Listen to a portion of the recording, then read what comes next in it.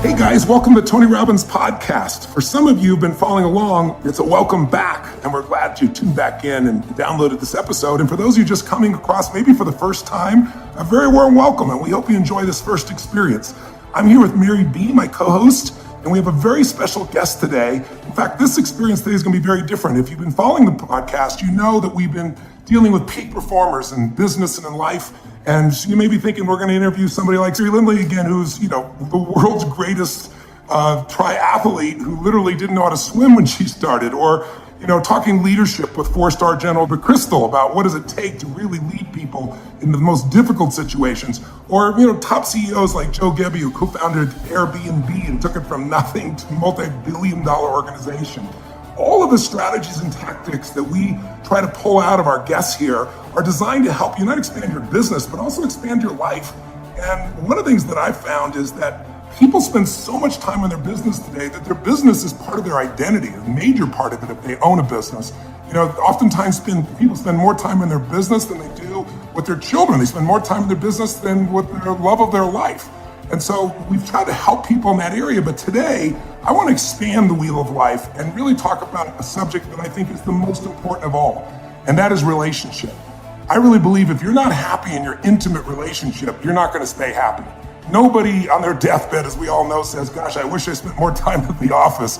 But the feelings that we have about the love in our relationships or lack thereof really affects us. And so there is an extraordinary guest we have today. She's been a dear friend. And actually, we've taught together for about, what has it been, Esther, 14 years? 14 years, exactly. 14 years, that's amazing. All over the world, we've done interventions together.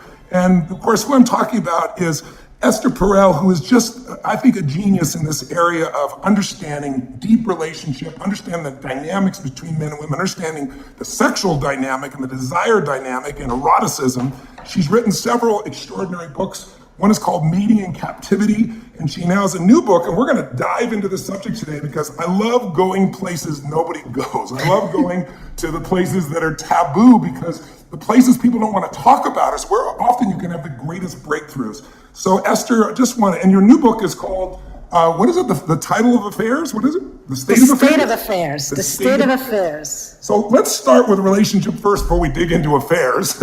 And tell me something, why is it today? What's different historically about relationships today? They seem to be more complex. There seems to be more drama and conflict. Is that really true? Have things really changed? In a world where people can swipe right and it's no longer about relationships, sex is a commodity. How has the world changed, and how does that affect that we deal with relationship today from what you've studied and learned with? And how many people you dealt with? I don't want to misquote, but I know you've been in this business your entire life. And how many couples have you dealt with over time? Probably thousands. Yes, I figured. Sure. It's been 34 years in my practice, but also internationally, certainly with you, at the Platinum Retreats. I think we've done it about 6 or 7 times together.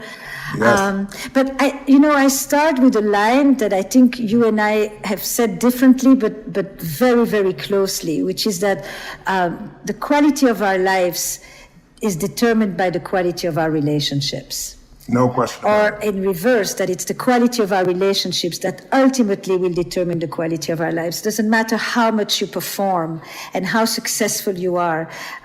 This is where the legacy really stands. And why is it more difficult today? Look, I was thinking this week, friendship hasn't really changed that much. Sibling relationships haven't really changed that much. Your relationship with your dentist hasn't really changed that much. If there is a relationship, yes, exactly. If there is a relationship that has really transformed in a very short amount of time, it's the couple.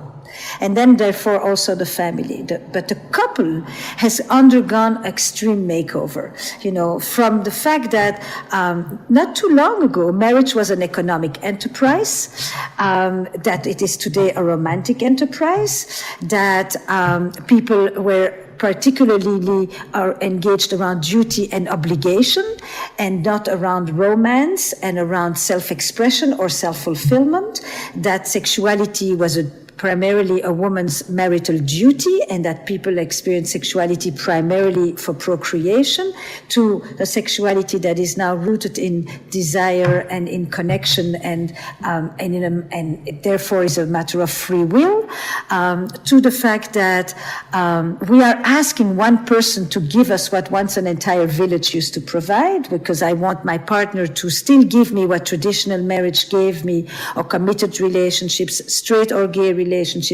I want commitment, I want economic support, companionship, social respectability, children, but I also want you to be my best friend, my trusted confidant, my passionate lover, my intellectual equal, my best parent, the one who inspires me at work. And we have never asked one person to fulfill so many needs and often contradictory needs. Oh my gosh, no wonder people feel stressed, right? I mean, do you know another enterprise that has only 2 people that has such a tall order for a party of 2? Certainly not a business, that's for sure. So this is those major changes. If this is before even technology has entered the bedroom, but there is not a single other enterprise that begins with such an intense dream and can unravel into such a dismal abyss. And then the fact that everybody who comes to you knows that when they want to build a business, they need to learn a number of things. They need to learn best practices. They need to read about it. They need to talk with others. But when it comes to couples, we actually know very little what goes on in the life of a couple. Couples are often quite alone. They don't know if what they experience is normal, is shared, is common. It's actually a rather shrouded environment with people who feel like they have to prove that they're doing this well and that they're perfect, but without being able to go and say, I don't know if I'm doing this right, I need help. Whereas in business, they can do it. And in their romantic lives, they don't. So they've never really studied it. There's no school for relationship. There certainly is no school for sexuality. And yet people have this idea that they're going to do this once in their 20s and it's going to last for 50 years with unabiding love and intense passion and solid commitment. And it's not happening. If Apple told you a product that failed 50% of the time, would you buy it? Good point. But this is what's happening to marriage. Yes. So tell us, how is social media now affecting that? How is technology affecting it as well today? Well, for people who are not together, it's definitely the prime way that people meet is through, I think there's 3 things. We meet primarily online, more at this point, I think, even than face-to-face. What social media has given us, and particularly what the swiping culture has given us, is a massive amount of choice. You no longer just choose between John and Philip in the village. You have thousands of people to choose from, and you feel a level of freedom that you never had, but you also have a tyranny of uncertainty and self-doubt that you've never had. How do you know this is the one when you can have 998 others who could be just as good, if not better? And so this FOMO thing, in which we are continuously wondering, is this the one? And what does it mean, the one today? It is the one that's going to make you want to delete your apps. So there is that whole piece in terms of the meeting, just the way we meet somebody. And then when people do live together, I think everywhere you look, the same thing are being described. Once technology entered the bedroom, it began with the phone, that first it was the TV, then it was the phone, now it's a multiple set of devices. There is a lack of face-to-face. People are discussing in their relationships some of the most important issues of their lives through text. And then they are concerned that they have misunderstandings. I mean, text is not made to discuss if you're going to marry or divorce or have another child or talk truth to your mother. It's crazy. I was with somebody just recently. Actually, a gentleman was cutting my hair, and there was a woman beside him, and she was talking about how she left a message for her boyfriend saying that they wanted to see other people. It was the first initial communication of this, and she couldn't understand why he was so upset. They had not had this conversation in person. It's pretty wild. What do you think is the biggest mistake that the couples make today in this new environment where they expect everything and they expect their partner to be everything, and then often find themselves disappointed by creating an impossible task that they couldn't even meet for their own partner. Right. Look, I think that one of the strange things in our Western culture at this point is that romantic love has supplanted religion as the area where men and women seek meaning, transcendence, wholeness, and ecstasy. And so when we talk about a soulmate, we seem to have mixed up the spiritual and the relational as if they're one and the same. And this kind of perfection that we long to experience in our earthly love, it used to be sought in the divine, not on earth. So this notion that you are going to make me feel good about myself, that I am going to be happy when I wake up next to you, that I bring to my relationships a kind of consumer mentality, right? Where is my ROI? Where this is not a deal that I signed up for. I'm not getting my needs met. It becomes a kind of a. We talk more and more about love as a kind of a permanent state of enthusiasm rather than a verb. And it's a verb. It's an action that you practice throughout your life. You fail, you do mistakes, you betray, you lie, you do all kinds of things, and then you stand up again and you continue. And that sense of resilience is not necessarily as much there. And I think the big issue for me when I think of couples today is really, I've often used that metaphor because it's so clear to me. It's like there's one thing to see couples that are not dead, and there's another thing to see couples that are alive. Yes. And that sense of aliveness, of vitality that we yearn for is something that people need to cultivate, I asked almost 100 people, do you know a couple that inspires you, that you think has a spark? Now, look at what you did. You just told me about the general, and you told me about the triathlete, and you told me about the business person. Everybody in those areas can instantly name someone that inspires them, that they would like to look to, that they would like to learn from. If you ask people if they know couples that inspire them, the vast majority can't come up with anyone, maybe one. That's the sad state of affairs. If you want to talk state of affairs, that's probably the most. Yes. It's like, what? I mean, you know so many musicians, so many business people, but when I ask you about the most difficult and the most important thing that you're doing in your life, you're telling me that you have no models? Yeah. It's so true. It's so true. And, people are operating like their relationship is a business, like you said. They go in and they're trying to figure out what they can get. And anybody who does that in business fails in business too. The only way you succeed in business is you become obsessed with falling in love with your customer, with your client. And you don't want to make them a satisfied customer. You want to make them a raving fan. And nothing could be more true in an intimate relationship. But to do that, you've got to constantly looking at, what am I here to give? How can I light them up? That's what people do in the beginning of a relationship. And then at some point, 7 days, 7 months, 7 years, 70 years later, they walk in and they're constantly focusing on what am I getting or not, as opposed to what can I give that'll light my partner up, and that's what lights me up. What makes that change in people? What shifts us from wanting to be the giver and pour our love into someone to sitting around expecting or evaluating what we're not getting?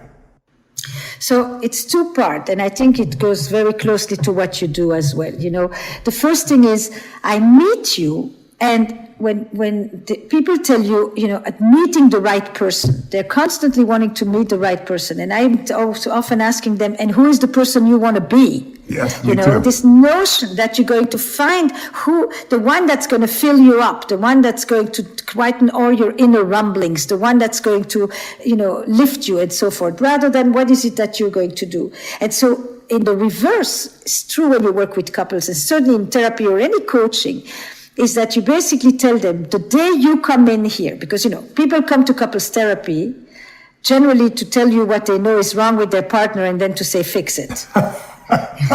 Put you in a unique position. I have never heard a person come to couples therapy and say, I came to look at what I do, how I make messes. They come to tell you that they have an expertise on describing you the messes of the other, and they'll say, I'll assist you in fixing my partner. And like you, I say, things will begin to change when you start to look at yourself, what you do, what you take responsibility for, because the minute you start to take responsibility, you will experience power and freedom. And so to turn that around is unbelievably difficult. This notion that you are responsible for my happiness, I am miserable because of you, and then I need you to change. Since you don't change, I become more angry and more resentful. And then the more resentful I become, the less you're changing. And then the less you're changing and the more resentful I become. And we are in this loop together rather than me basically saying, what can I do here to make things better and to do it non-contingent? I'm going to do it because I think it's the right thing to do for what I want, rather than say, I'm going to sit here, passively stew and wait for you to be the one to change, to do this first step. And that piece of work, which I watch you do all the time, I just told you I watched your movie again, and it's just like it's not just that you empower, you actually tell people there is power in responsibility.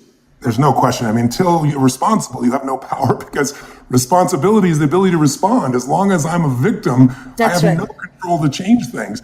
And I think the biggest challenge is our culture, and social media has created this mindset of perfection. That, I'm going to make myself look perfect. I expect my partner to be perfect. It's all about what am I going to get instead of what I'm going to give. And if you ask me, I think that's the single biggest mistake. But I also think people are not fulfilled very often because there's conditioning that comes from the culture, conditioning that comes from your family. One of the things you said the very first time we ever taught together, I wrote it down and I've applied it so many times, is the understanding of attachment theory, but the way you delivered it is so much more clear. I think the language you used initially was, tell me how you were loved as a child and I'll tell you how you love today. Would you help us to understand what are the different relationship types that come from the way, from our conditioning, and also how does our family roles play? Because, there are people that are raised in a culture, Sage was raised in a culture where mom is very clear about this subject. Some people, Mary B., what was your family like? Not like that. That's for sure. Esther, it's true, the first few times I've heard you teach, and this goes hand in hand with what Tony teaches, you mentioned in the documentary, people see that notion that kind of everything hinges on for Tone, which is the truth will set you free and you got to get dirt honest with yourself. I feel that in this topic, in relationships, I'll speak for myself, I did absolutely grow up in one of those families that is about silence and secrecy and guilt and shame, and there was just no conversation about anything, about boyfriends, about girlfriends, heavens no. So to have this principle of, okay, model the best, who do you go to? Esther, you're exactly right. There's nothing there. So that conditioning, can you just speak more to that? Yeah. That there is no school, and how do families shape us? Because we're so different. So it's interesting. How do we break out of that conditioning, as long as we're going to stack 20 questions on me at once? I was trying to think in my head, I'm going to answer this part first, and which Don't feel too overwhelmed. Give us a solution now, damn it. It's actually very interesting because I was doing a workshop at TED this year, and I got everybody up, and I basically said to them, in a kind of a sociogram, which you've seen me do when we work with the people too. I said, if relationships were central in your family life growing up, go to the left, and if they were peripheral, go to the right. Of course, I don't know what people mean when they say that. And so I said, look, now I'm going to ask you a series of questions. Were you raised for autonomy, or were you raised for loyalty? Were you told you should count on yourself, you should rely on you, if you have an issue, what is it that you can do? Or were you raised on who can help you? Who can you ask? Were you told, the moment you could speak, state your needs, say what it is you want, use your words? Or were you told you are here to actually intuit what other people want from you? And that is a very different system. That, were you raised in terms of being loyal and having legacy towards the people, as in, or were you raised to kind of do what's right for you? In the States, people often say you should do what's right for you. You should do what you want. You should do what makes you happy. In most of the world, that statement never exists without the consequences of how it will affect those that you love. You're part of a larger embedded community. And so you don't do what you want. You do what you can, provided how it will affect the others. And we went on and on like this. And I said, where did you learn to love and how? And tell me, when you grew up, did you feel that people were protecting you, or did you feel that you had to flee for protection? And were you allowed to thrive in your family? Were you allowed to cry out loud? Were you allowed to laugh out loud? Many times you can laugh out loud, but God forbid you cry out loud, right? And were people attentive to your needs, or did you have to go and take care of them because you were the parentified child? And were you touched? Were you rocked? Were you sued? Or were you beaten? Were you invaded? Were you violated? What was the relationship to the boundaries in your family? And were you, as a child, only allowed to be seen and not to be heard? Or what was the place of the child in the family? And sexuality in your family, what was that like? Yeah. So, of course, often people say it was totally not central. It was not central until you start to say, tell me something. If there was violation, or if there was invasion of boundaries, or if there was silence or secrecy, do you think that makes it not present, or do you think it makes it actually hugely present, but like an elephant in the room? And if there was infidelity, do you think that makes it not present, or do you think it actually makes it hugely central as well? And in the end, of course, there's only 5 people who can tell you that sexuality wasn't central in their family life growing up. When you have that definition, you're right. You understand? It's like they think it has to do with seeing my parents being affectionate or talking to us. No. And so now they had a whole vocabulary for thinking about, with gender, because that's a piece of the expectations all the time, relationships, sexuality, and basically the fundamental question I then say is, when you came out of your histories, when you came out of your childhoods, did you feel like you were more in need for protection, for stability, for connection, protection is probably the best way. Or did you feel that you came out more with a need for space and for freedom and for exploration and for adventure?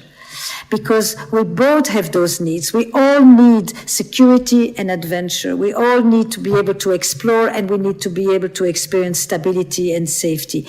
But all of us come out of our histories needing more one than the other. And we tend to partner with somebody who actually is on the other side. So I tend to say, not just tell me how you were loved and I tell you how you love, but I also say, tell me how you were loved and I'll tell you how you make love, because your emotional history is inside your body. It's inside the physicality of your sexuality. It's experienced not just in your heart and in your mind, it's experienced in your skin, how you experience touch, how you can receive. And so now the way I began to work with this is I came up with 7 verbs, just as a way to concretize this.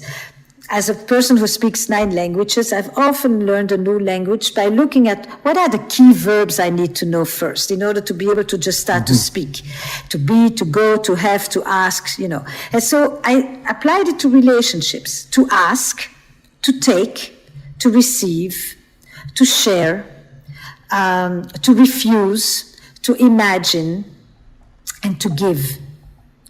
That's beautiful. And ask yourself, in your relationship life, how comfortable are you with asking? Can you ask? Or do you feel like, you should never ask because it makes you too dependent? Or you should never ask because it makes you too subjugated? Or people won't care about what you ask because you feel invisible?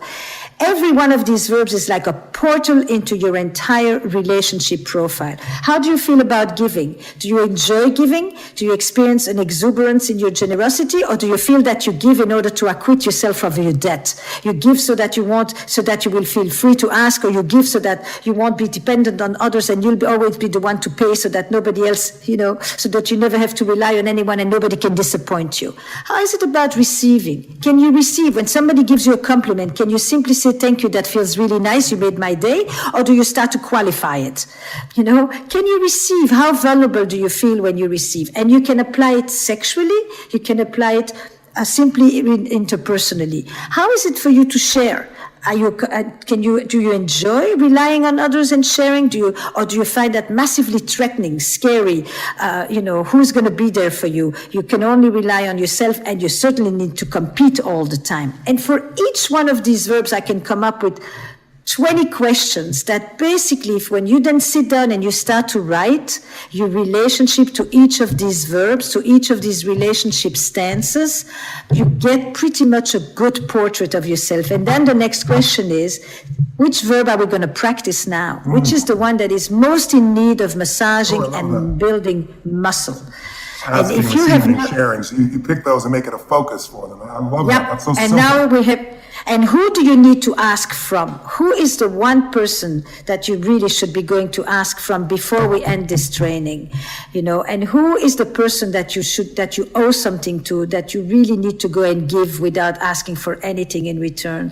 And who's the person who's been wanting to give to you, who you've been closing off to, who you've been shutting down to, who you've just given the runaround to, and on like this. So it goes from the map to the identifying of what is the core resource and strength that you need to muscle, to then going and actually carrying it out and doing it.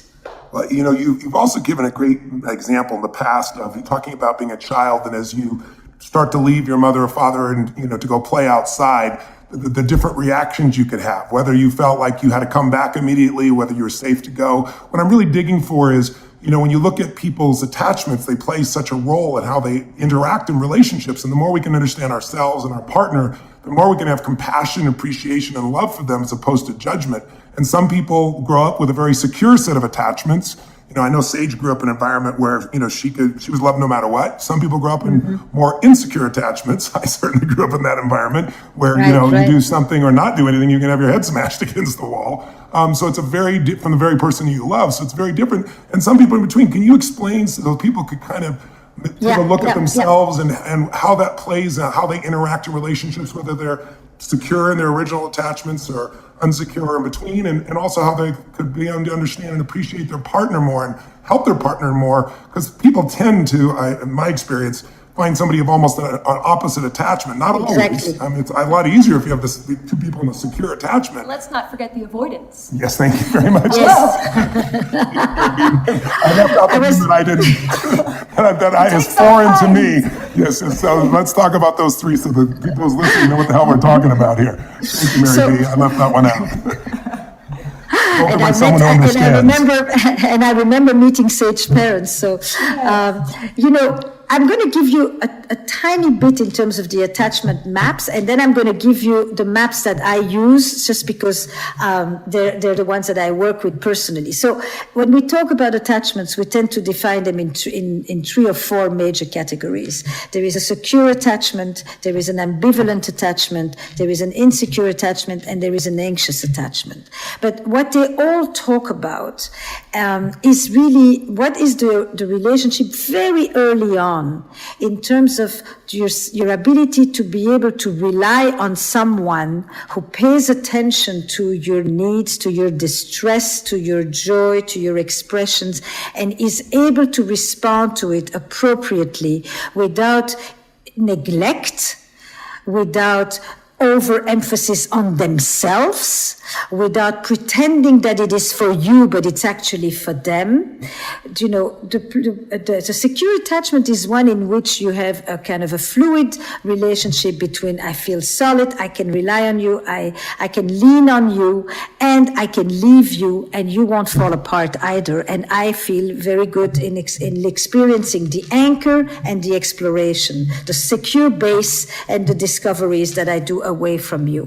But when we don't have that, some of us develop a very insecure sense of attachment that can be very anxious. I'm constantly checking, I'm constantly coming after you. I become the pursuer in the relationship, the one who always wants more, or who wants to be reassured, or who needs to be affirmed. And then you have the withholder, and the withholder is often described as the person who will avoid conflict or who will avoid closeness, who is afraid of being invaded, but also who has learned to not come too close so that they won't be disappointed. You see, I think that what is very important to know is that our attachment style of today is often a defense that was adaptive in the moment that we were experiencing it. If you were beaten, and if you experienced violence like I know you did, and you learned to shut down and to guard yourself and to avoid, it was adaptive. It wasn't a problem. What becomes a problem is if you do this later on with someone who actually cares for you and loves you and is tender, and you still are responding from the place where you learned this thing without realizing that you're no longer at home with your mother. And it's that is very important to see, is that often the things that we have developed, our defense mechanisms, our survival strategies, which is a better term, are often were necessary at the time, but we need to undo them now. So I began to talk about it when I looked at why understanding desire, actually. I was less studying attachment as I was studying desire. But desire, of course, is very connected to attachment. And I came up with that image from looking at children, of the kid that sits on your lap. And that kid, at some point, if all goes well in development, needs to get off the lap of the parent because they want to crawl and then run and then walk, etc., to explore, to discover, to play, to be in their own imaginary world. And then they turn back always to look to see if the adult, mommy, daddy, whoever the caregiver is still there looking at them. And if the parent or the adult says, kiddo, the world is a great place. Go play, go discover. I'm here. When you're done, come back. We learn to experience security and adventure at the same time, connection and freedom, separateness and togetherness, whichever way names we give to this. What we are, Ulysses used to talk about home and travel. Every epic story knows this duality. Yes. But if the kid turns around and there is an adult that says, I'm lonely, I'm depressed, my partner hasn't paid any attention to me, what's so good out there? Don't we have everything we need together, you and I? Then you have three main responses. And one of the big responses is, and everyone who's done that knows that, is that in order not to lose you, I will lose a part of me. Because the message says come back without ever having to say this in words.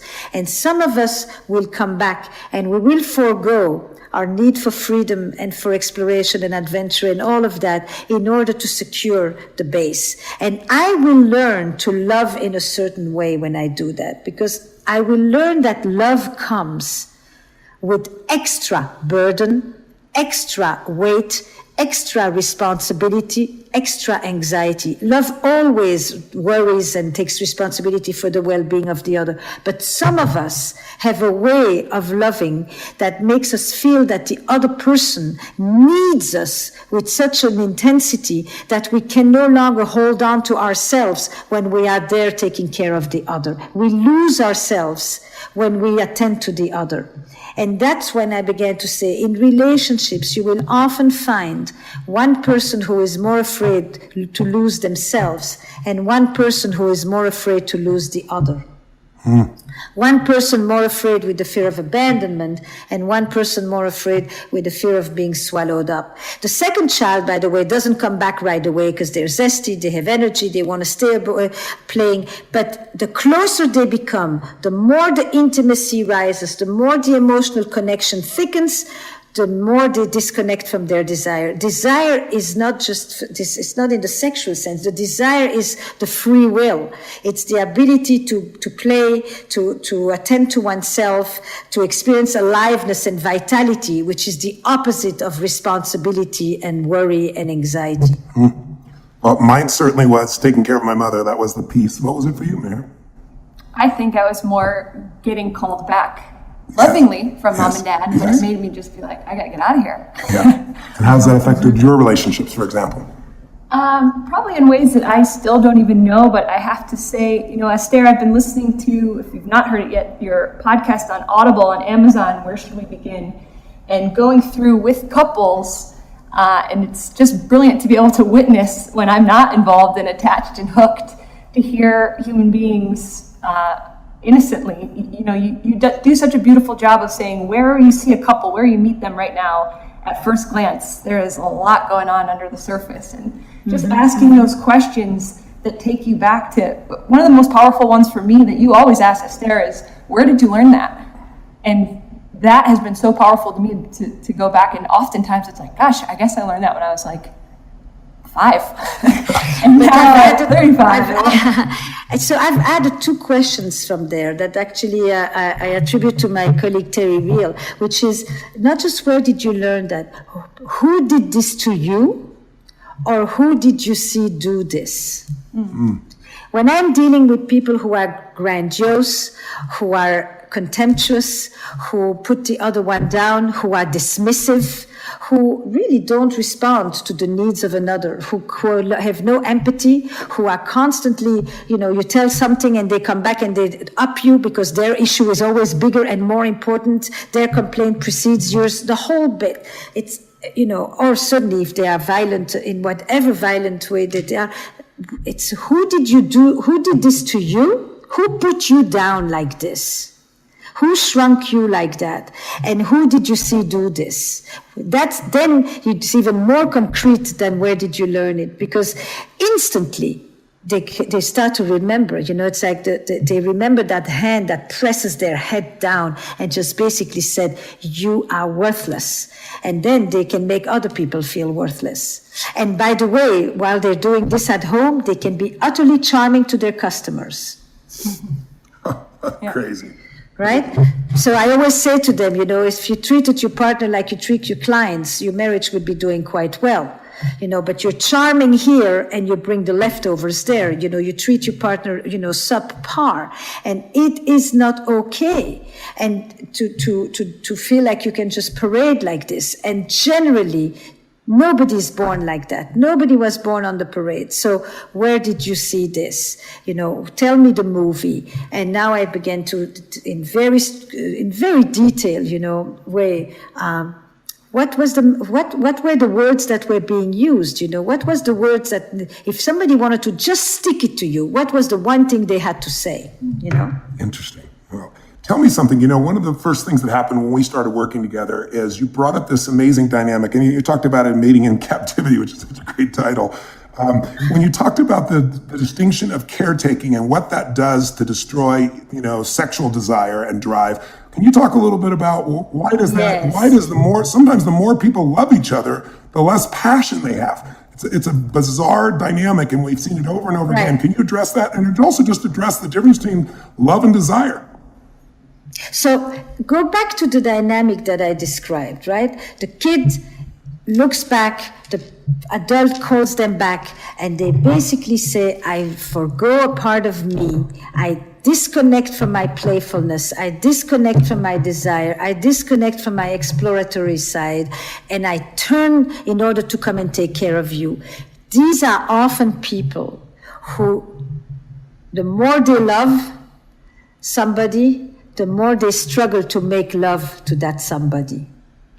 Because to make love to someone, you have to be able to feel that they are sturdy, that they can withstand the force of your desire, that they can receive you.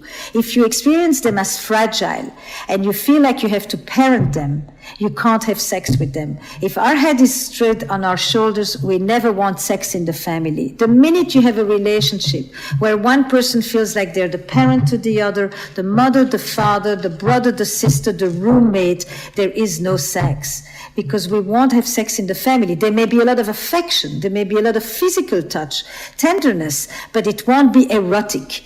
In order for it to be erotic, you need to not feel that you are in a parental, familial relationship. It's just taboo. That's it. And this is one of the few universal taboos. The second part of this is that when you ask people, and that's probably the way that it's the most easy to illustrate, and it's a question I took way back when I wrote Mating. You ask people, when do you find yourself most drawn to your partner? And they will systematically tell you one of 4 answers. But the first one is, I'm drawn to my partner, which is not the same as sexually attracted, when my partner is in their element, when they're doing something they're passionate about, when they're in the studio, on the horse, on the motorcycle, on the ski slope, on stage, when they are radiant, which is a word I know you often use, because it means they're inside their own life, they're inside their passion, they don't need me. They are self-sufficient. And when they don't need me, it means I don't have to take care of them. And if I don't have to take care of them, then it means I can desire them. It's simply like that. Every woman will tell you that she knows the difference when her partner, female or male partner, wants her or needs her. If the partner needs her, she can be sweet, she can take care, but she will never be turned on.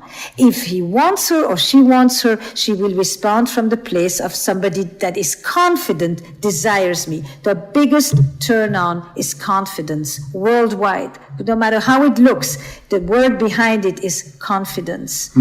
And if I have to take care of you, I can't let go. It's, the game you play on the beach where you fall back and somebody holds you. Yeah. To have sex is to surrender. To surrender, you have to feel that you can fall on somebody and they will receive you and enjoy it. If you feel like they are scared, they are threatened, or you have to worry about them, you can't let go. Why do guys in straight couples always tell you, nothing turns me on more than to see her turned on? Because if she's turned on and she's liking it, he doesn't have to worry about being predatory. He knows she's into it. If she's into it and she's enjoying it, then we are in the realm of pleasure. We're not in the realm of violence. And why does the woman never say what turns me most is to see him turned on, but she says what turns me turn on the most is to be the turn on? Is because if she's busy with her own erotic self, then she knows she's not in the role of caretaking. She's not responsible for anybody else's well-being, and for once she can actually focus on herself. And those two things, the predatory fear for the man and the burden of responsibility and caretaking for the woman, are the things that you need to let go of. Both of them, the opposite of which are you take care of somebody. So when I say love and desire, they relate and they also conflict. What I'm saying is that love wants to contract the distance. It wants to neutralize the tensions. It wants to know the beloved. It needs absolute trust. Desire needs mystery. Desire needs an other. It needs that other person that I'm looking there, that is radiant, that is in their element, that I'm curious about, that I momentarily am once again not sure that I know them, because who is that person sitting at the piano there completely rapt, and you are drawn to that other person that is not an extension of you, that you don't feel responsible for, and now you can freely want them, desire them, be attracted to them, and reach out to them. So desire needs, I would always say that love works very hard to close the gap that then desire needs to open up again. You need to have a bridge to cross and somebody to visit on the other side. Call me into your red light district, invite me. And I need to be, and that invitation, that motion is the desire, is I want to come and see who is this person, what's in there, and that curiosity is the essential ingredient of desire. And you can't be curious when you are not safe. You need the safety, you need to feel, yes, basically, you need to not be anxious in order to be curious. And so you can feel responsible too. I mean, it's the sense of responsibility that often kills the desire, because it brings out a different part of you. It brings out the mother or the father. That's right. The brother or the sister or whatever. Someone's going to take care of someone as opposed to someone that you're going to literally enter another world with and, enter a new part of yourself with. Is this why so many women, most men are surprised in seminars when I'll ask women, what's their greatest fantasy? And like husbands will find out, their wife will say being taken by a stranger. Of course, the bad boy. And why the bad boy? Because the bad boy, you don't have to worry about taking care of. You don't have to worry about hurting his feelings, right? That's right. So you can surrender. Is that right? Yes, completely. The bad boy takes perfectly good care of himself. Thank you. Right. So you can be whatever you want to be, do whatever you want to do. You don't have to worry about it. Exactly. Mm-hmm. That's it. You don't. When the bad boy says, "How was it?" He wants to know how was it for you. When the other partner asks her, how was it? What he wants to know is, how was I? Right. And he's asking for reassurance. And if he's asking for reassurance, she will mother him. And if she mothers him, she will love him, but she won't necessarily desire him. Mm. Wow. How do couples that love each other so much, because I've seen this so many times, they have so much love for each other, but they're constantly looking out for each other, constantly caretaking. How do they break out of that? What would be an exercise or an assignment you give a couple to kind of break out of that and come back to where they can find curiosity and mystery and where they're not caretaking? because it comes from such a positive intent. You see couples that have been together 20, 30 years, and most of them don't have that passion anymore. They've settled for something less. And then you find those exceptions. You know, Bonnie Pearl and I have a dear couple friend that just yesterday celebrated their 60th wedding anniversary, and they're passionate for each other. They grab each other, love each other, make love. It's just a beautiful thing at this stage of life in their 90s, 80s and 90s. What would be an assignment? What would be someone's listening right now going, man, I love my partner so much, but we don't have enough passion. What would be your, assignment, your approach to helping them to reignite this again? So there's a few different things that I would do. And by the way, I think that when people say we don't have enough passion, that they tell it to you 6 months to 2 years into it. It's not necessarily 20 years. The ones who have it, and the ones who lose it often lose it very early or lose it right after the kids, when they do become family. If they have little children, I say to them, tell me something. Do you have, when you go out, a curfew? Do you always have to come home because the babysitter, because somebody, because the kids, can you find a way even if it's every 3 months, I don't care. Can you find a way where you can go out without having to come home at a certain time? When's the last time that you felt unbounded? That you felt like you were on an adventure and you didn't have to be the responsible parents on a date night out? Okay? Just where you can, and maybe stay up till 4 o'clock in the morning. Do you know when you do this every once in a while, you really feel young? You just do. You feel like you're not being responsible citizen. You feel like you're not accountable. You just let go. It has nothing to do with how much you drink. It just has to do with the fact that there is no curfew responsibility on you at that moment. So I highly work with people on, the day of non-responsibility. You make sure that your kiddos and your whole family and your business and everything is taken care of. Second, I say, when's the last time you actually stayed in bed in the morning, not because you had a fever? I mean, it's everything that has to do with breaking rules and with playing hooky and with being naughty, because all of those things, that playfulness, which children know. I mean, the kids who play feel great, but the kids who play and are naughty in the middle of it because they entered the place where they were not supposed to go, they feel on top of the world. There is something about breaking rules that make you feel like you are really in touch with freedom and with your free will.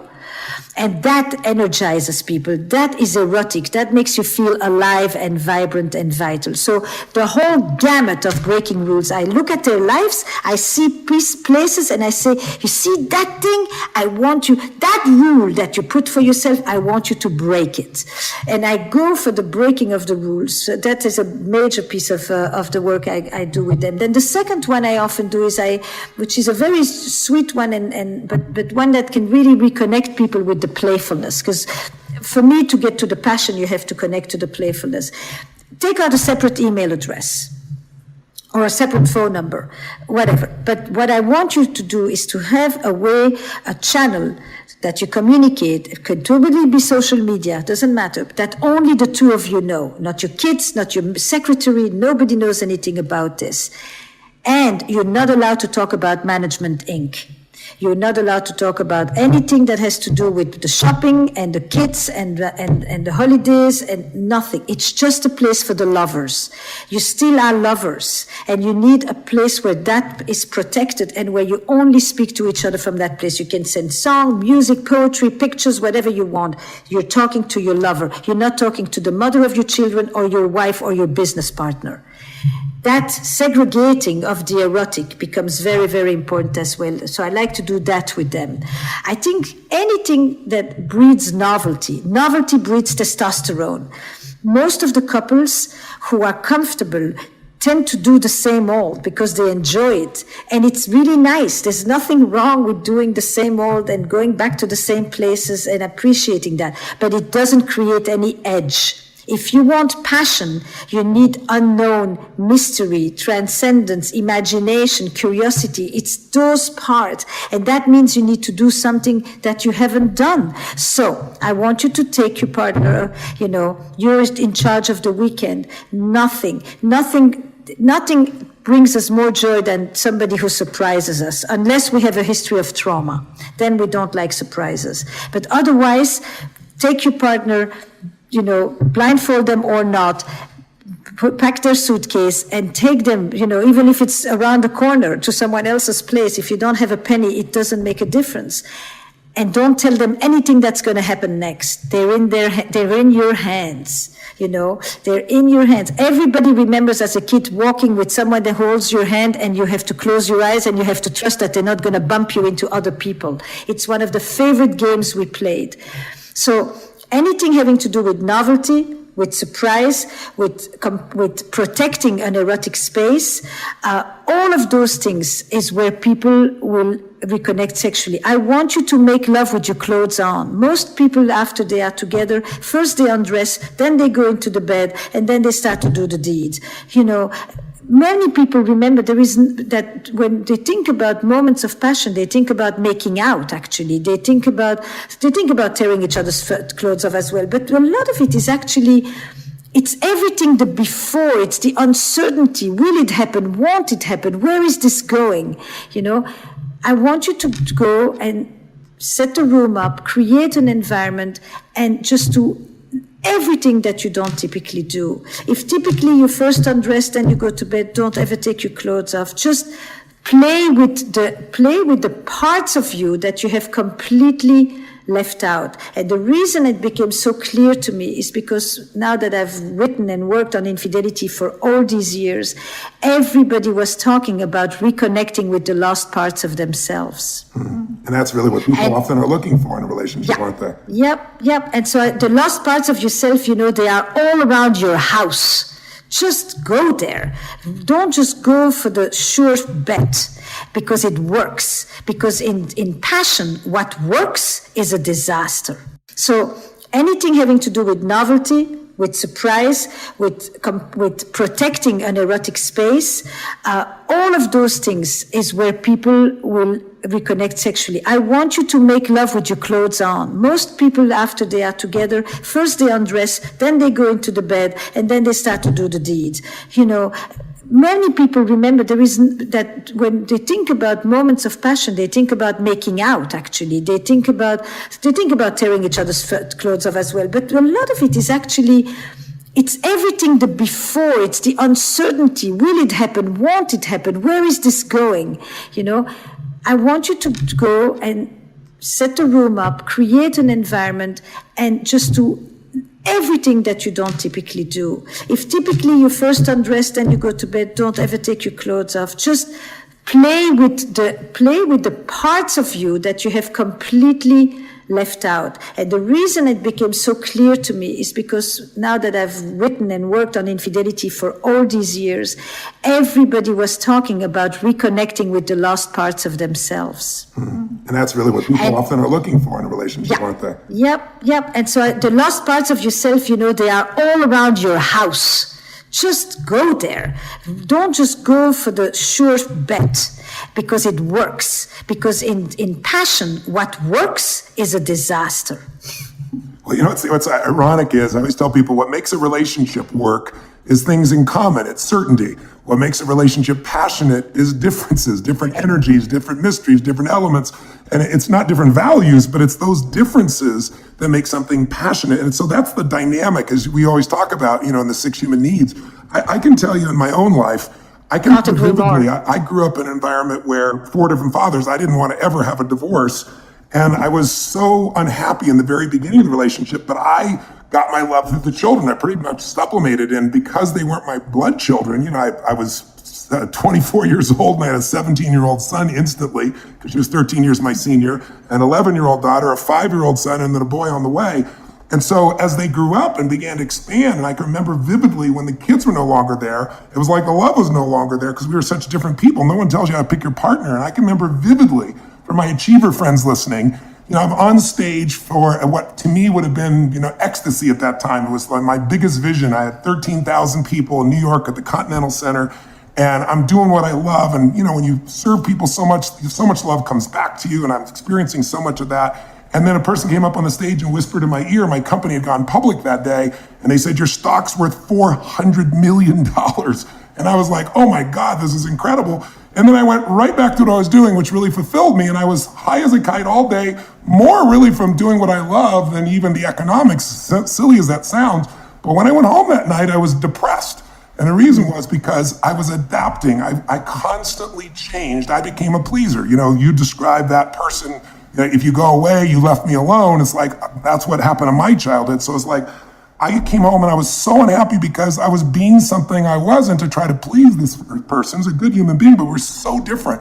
And I finally made the decision. I said, you know what, I'm not going to be one of those VH1 movies, you know, those TV shows, if you're old enough to remember, where they used to always have a behind the music, they'd call it. That's right, Maren. They'd, you know, there'd be this great rock group and they'd hit the peak of their life and then somebody'd overdose on drugs or drive their car into a wall or something. So the toughest decision of my life was to end that relationship.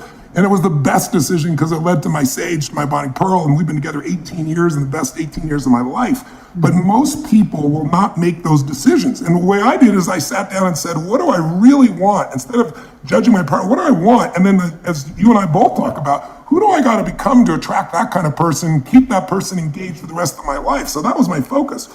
But today, what happens for most people is affairs. And you've been putting some expertise into that. And I know it's your next book that's coming out right away. So tell me, I know when you go to conferences, the first question people ask you is like, what percentage of people have affairs? Tell us the percentage, but more importantly, what creates an affair today and can they be healed?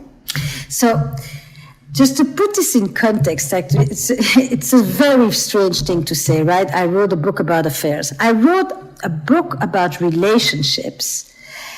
And in order to understand what makes good relationships, I can't just go and look at the ones that work as planned. I actually had to go and look at the ones where there is betrayal, where there is a violation of trust, where there is deception. It's from looking at those relationships that I can really glean the lessons of what makes a good relationship. It's very interesting. Instead of going to look for those who could inspire, I went to look at the inspiration from those who flunked and those who went through the crisis and then those who actually re-emerged from it. And that's when I really got a sense as to what makes a good relationship. It took me on a journey that I didn't anticipate at all. So it's through the lens of affairs, but it's really, if you read this book, it's almost it will give you everything you need to know about being a couple that remains connected and passionate, at least for a long time. So I'm 35 years with Jack, you know, and I always say we have had many marriages. Like most people these days, we've had at least 2 and maybe 3. It's just that I've done it with the same person. That's beautiful. You know, because we've gotten this, we've been able to constantly kind of reinvent and recreate but that's what people are doing. They're doing it through their affairs, they're doing it through a new partner, or they're doing it with the same partner. In the end, if we don't grow, if we don't change, we dry up and we die. And so in the name of that growth and that change, people will do all kinds of things. If Mating in Captivity looked at the dilemmas of desire inside the relationship, then the state of affairs looks as what happens when desire goes looking elsewhere. And I wanted to look at affairs because if I ask in your audience, if I ever come back to Date with Destiny and I look at these thousands of people and I say, how many of you have been affected by infidelity? 80% or more of the people will raise their hand. It is an experience. Have it, they may have had it with their parents. Yes, exactly. Your entire psychology. Yes. I remember I would meet, my mother had 4 fathers. I met Jim Robbins, who adopted me, my 4th father, at Bojack's, which is like a Denny's, because my mom couldn't get out. And I was the one who had to go tell her affairs. She's not there yet. And it freaked my brain out, but I love my mother so much that I had to make it okay. But at the same time, it didn't feel okay to me at all. So I think everybody's affected by affairs to some extent, whether they realize it or not, because somewhere in their family there's been one, even if they've not been affected by one person. That's right. You've been the child of, you've been the sibling of, you've been the lover, you've been the strayer, you've been the victim of it, you've been the friend of it who is watching. I mean, it is one of the most common experiences and one of the least understood. It is infidelity. And how common is it today in the world we live in? Look, extraordinarily common for 2 reasons. One, because women are closing the gender gap very fast. Until recently, infidelity was basically a license for men and a threat to her life for women, be it through being killed, which she still can be in 9 countries today, or be it through child mortality, pregnancy, you name it. She was ruined either financially, either by reputation, either by death, by natural death. So what has really, really changed is that women have closed the gender gap. Give the woman a car and then we'll know what she really wants to do. And maybe she's not nearly as domesticated as everybody has wanted to make it look. That's what they're afraid of in Saudi Arabia. You bet. That's exactly where this image came from. And that's one reason why we would say it's rampant. And the other thing is because the definition of infidelity has been rather elastic. What do we talk about when we talk about cheating? Are we talking about just having an affair? Are we talking about porn? Are we talking about massages with happy ending? Are we talking about chat rooms? Are we talking about sugar dads? Are we talking and the definition seems to be expanding all the time. There are more and more things which we today experience and describe as being across the line. So because of those two things, infidelity is on the rise all the time. And the third reason why it is higher than we think is because everybody lies about it. Everybody lies about it. So it's very hard to have any statistics. And the way people lie about it is that men have always lied to the up, men exaggerate, and women underrepresent. Because men get boosted by talking about how many conquests they have had, whereas women get shunned and judged for it. So the women have always lied by making it less, and men have always lied by pretending it was more. Worldwide, what tend to be the triggers for affairs today? So I think there are 2 primary categories. There are the reasons that have to do with the relationship one is in, the feeling of neglect, the feeling of indifference, the feelings of contempt, the feelings of loneliness in particular, the feelings of sexual frustration, the feelings of deadness inside, things that really emerge from a relationship that has become either intensely conflictual or intensely estranged, which is the flip side of that, and where people basically are hungry for warmth, for care, for attention, for presence, for someone who laughs at their jokes, for someone who appreciates them, for the basics of human nourishments, which they no longer feel at home. And so typically, of course, people say, then why don't they divorce? Because it's not so simple for everybody. Because there are a lot of other considerations that happen inside a marriage or inside a committed relationship that people also feel beholden to. But there's a whole other group that I find much more interesting, and that's the notion that even in happy marriages, people cheat. So, you see, when I wrote Mating in Captivity, it would not have been interesting to write a book of people who can't stand each other and don't want to have any sex with each other. It's kind of obvious. What really was interesting to me is what you asked me before. It's all these people who would come to my workshops, to my office, to our sessions together to say, we love each other very much, we have no sex. Now that becomes interesting. How come? What happens there? And then the same thing happened around infidelity. To talk about bad marriages, bad relationships, all sorts, where people therefore stray, it's kind of obvious, isn't it? They've done this forever, but to talk about the fact that people do this, even when they come in and they say, I love my partner, I would never want to leave my partner, I'm having an affair. Now I become curious. What is that about? And so I've gone for the ones that are not so simple. It's not about pathology. It's not about narcissism or borderline issues or addiction or attachment issues. It's people who are committed, who love their partner, and who are experiencing a part of themselves in another relationship that they don't bring home.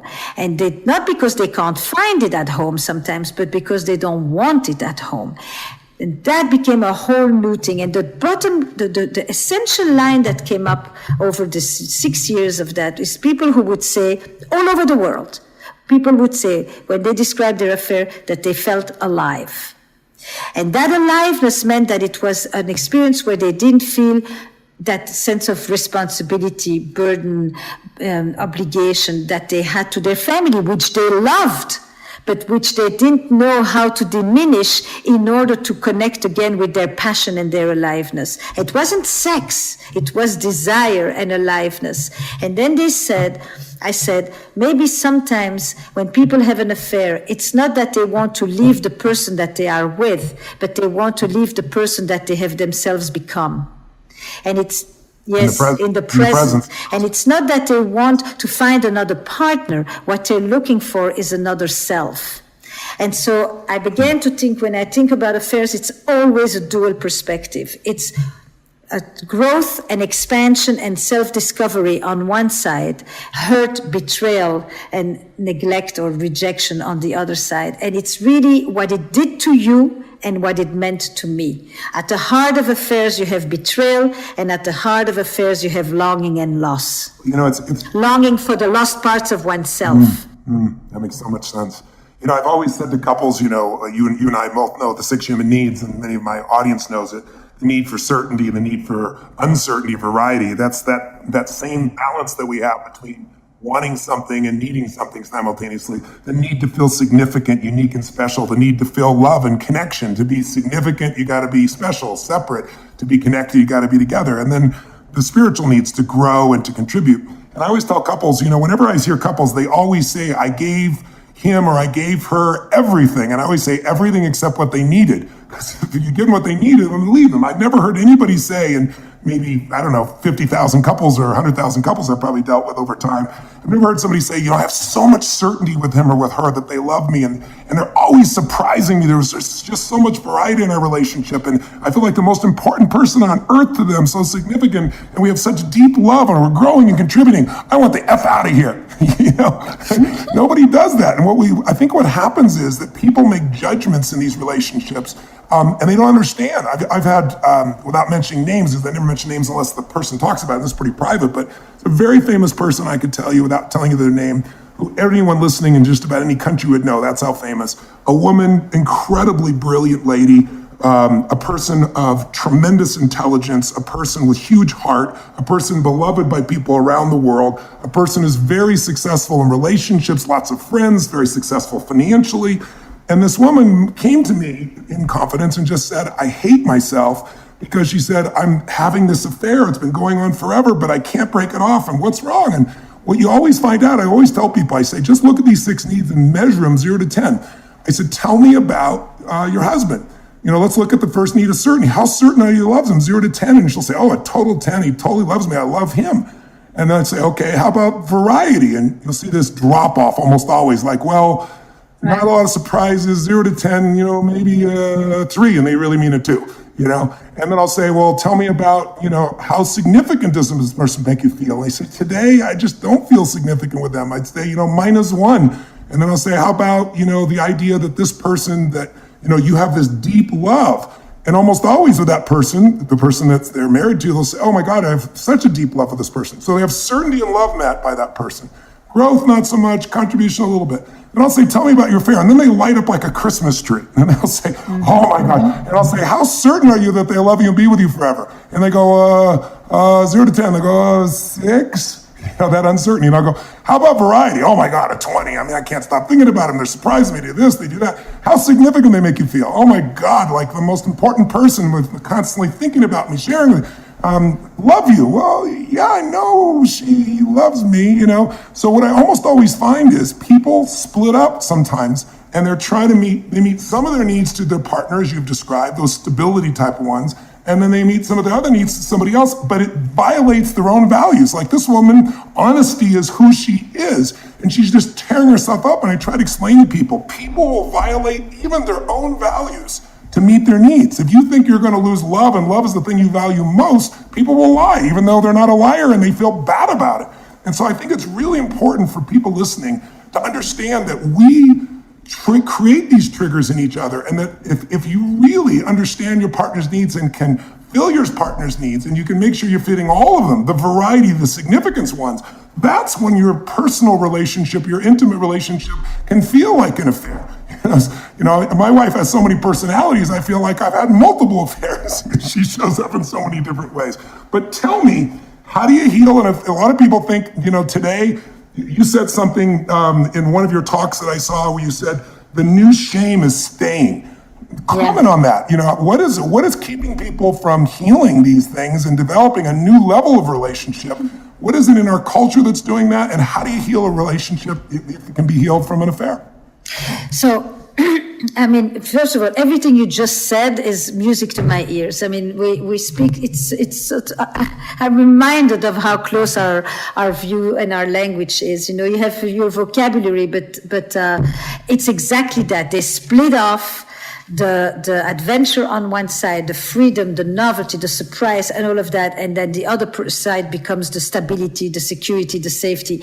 And the love. And the reason I asked the question is like, what? Because the majority of the people that I work with are not chronic cheaters. They're not philanderers. They are actually people who often have been devoted, loyal, and faithful for decades. And one day they cross a line that they never thought that they would cross. And so the question always was, for a glimmer of what? Why would people be willing to risk everything they've built, including the things they've put in place themselves, all the rules that they've put in place?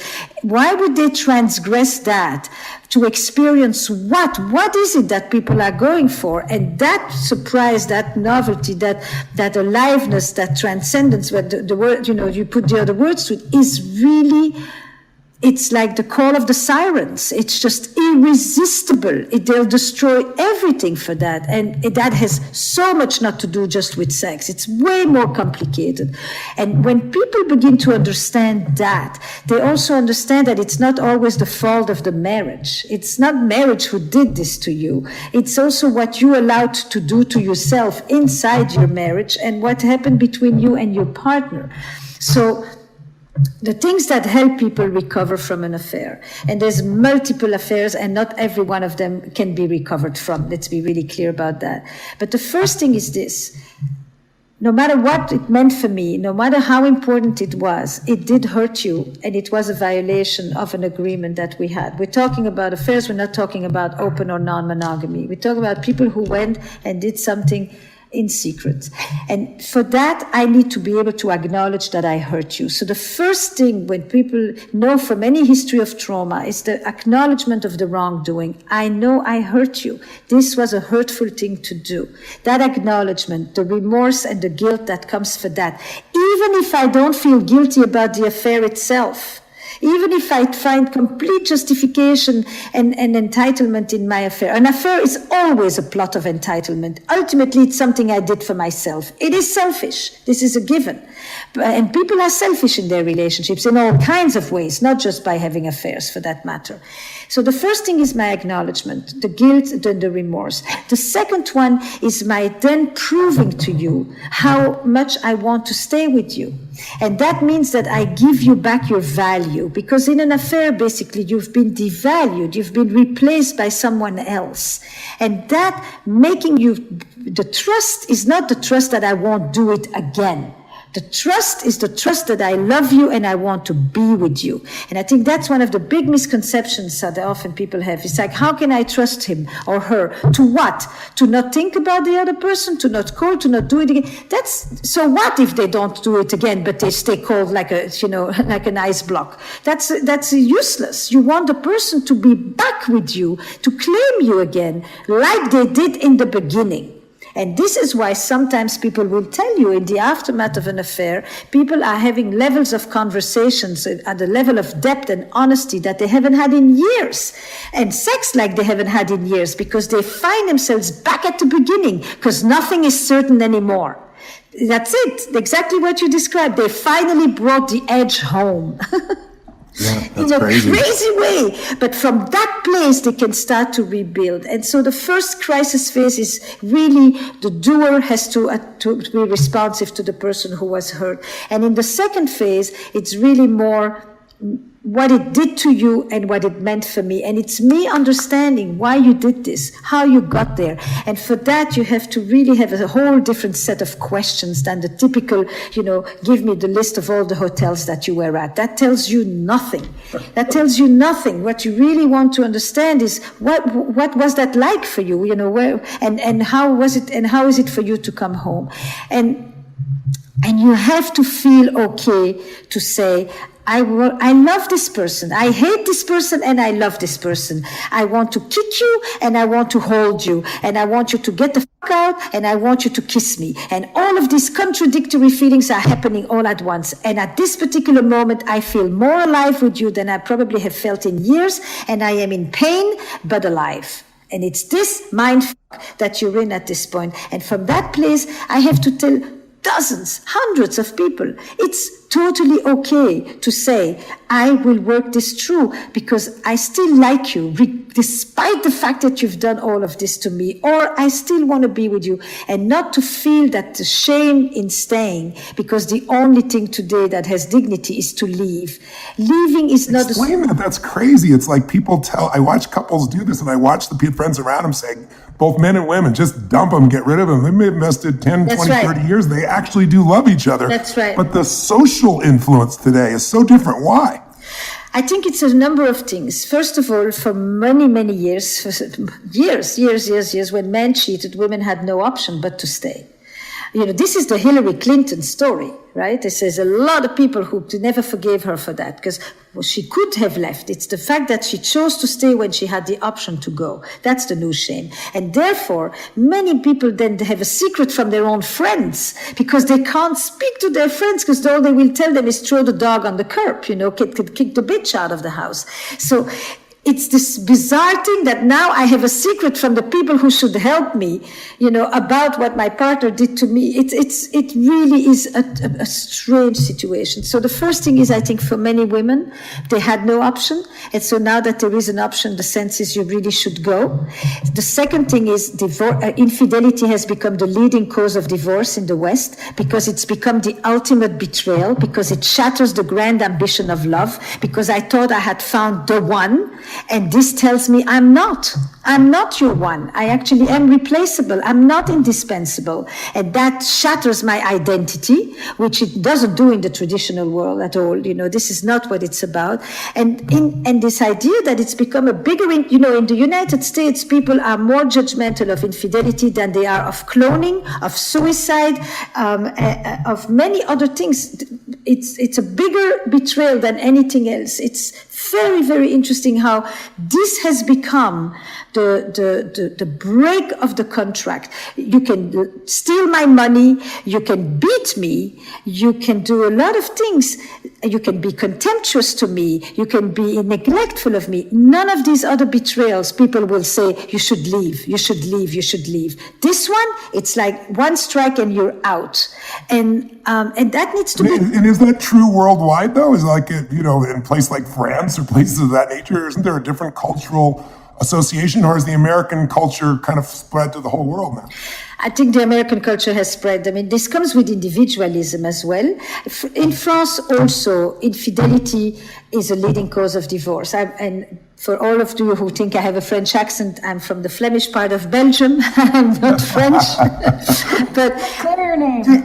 But what is different in France is that the issue is not I leave because you cheated on me. The issue is I leave because you fell in love with someone else. Interesting. So there's the distinction. Whenever couples go through this, my whole component is to get both to own it because, like you said, the person had the affair. I don't support that in any way, shape, or form. But at the same time, no matter how thin you slice it, there's two sides. And there's these other things that people do to make a person who look outside the relationship. They don't offer their intimacy. They don't offer love. They're not honest. They can be verbally abusive. They can be physically abusive. And yet they'll be totally outraged by this individual. And what I try to get people to do is to say it takes two to tango. And this cultural conditioning, it doesn't take humanity into it. These are human beings trying to meet their needs, and you're a part of that process. Unless we can own our responsibility in it also, and I know that's not culturally PC, then couples are just going to run into the same problem again with someone else or never have a deep, intimate relationship again. Would you agree or disagree with that? I think totally. I mean, look, I write about affairs. That doesn't mean I condone affairs or I justify affairs. It's irrelevant. I'm trying to understand an experience that so many people go through, and we need a new conversation about it, because what's happening is insufficient. It's not helping couples, and it doesn't really allow them to tap into their resilience. It's very clear that you can say no to your partner for 12 years physically to any contact, but your partner goes out once. This is a betrayal, and the other one is not. Yeah, that's crazy. You know, it's very, but it is also clear that there are plenty of partners who are not participant. You know, I've seen it many times. I've often said, when I see someone have an affair, I ask them, have you lost someone in the last few years? What does that mean? I love that time. There is something about when... About death? No, yes, life is short. When, you know, earthquakes, floods, 9/11, my father dies, my friend went too soon, I got bad news at the doctor. When mortality hits, people say, is this it? Is there more? And it is something about that lets them cross the line that they would never have crossed before. And it has nothing to do with their partner. And sometimes I have to say to the partner, I'm really sorry to tell you, but it has nothing to do with you. It happened to you, but you have nothing to do with this.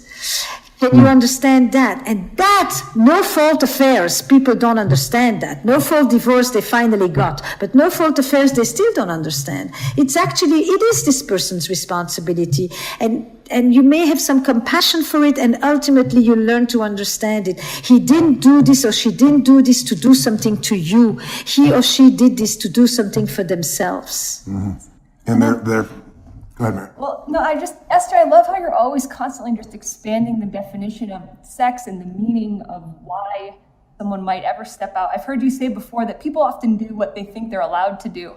And even just hearing the first time you taught that, when, you know, and hearing the couples interact in your podcast, it's true how sometimes where there's loss of a loved one, of a parent, or grief, that all of a sudden, in some cases, that might be the first opportunity of permission that a person feels like. Correct. I'm now intoned, like how you teach, you get what you tolerate. In the same ways, it's like to feel how someone's rules can bend in situations contextually, I think has been so important for me to learn myself, of explaining my own behavior, and in partners that I've been with, just, wow, that makes sense. That maybe had nothing to do with me, whether I'm the one doing it or on the other side.